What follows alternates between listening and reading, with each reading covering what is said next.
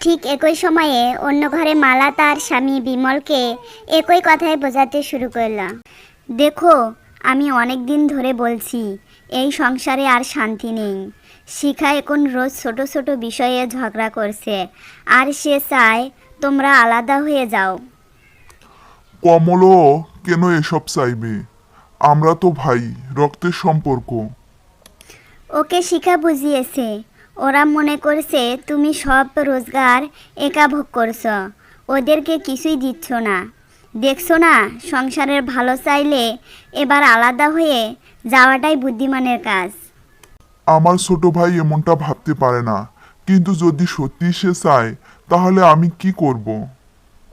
দুই জায়ের কুমন্ত্রণা ফল দিল। ভাইদের মধ্যে সন্দেহ দানা বাঁধল। একদিন রাতে বিমল তার বাবা ও কমলকে ডেকে তার ইচ্ছার কথা বলল। বাবা, কমল, আমি ভাবছি এবার আলাদা হয়ে যাওয়া ভালো। হ্যাঁ দাদা, তুমি যদি এটাই ভালো মনে করো তবে তাই হোক। তোমরা দুজনেই কি এই সিদ্ধান্তেই খুশি? বিমল ও কমল দুজনেই চুপ থাকলো, কারণ তারা আসলেই নিজেরা নয়, তাদের স্ত্রীদের কথাতেই এই সিদ্ধান্ত নিচ্ছিল। ঠিক আছে, তবে তোমাদের একটা কাজ করতে হবে। কাল সকালে তোমরা দুজনেই একটা করে কাঠের লাঠি নিয়ে আসবে।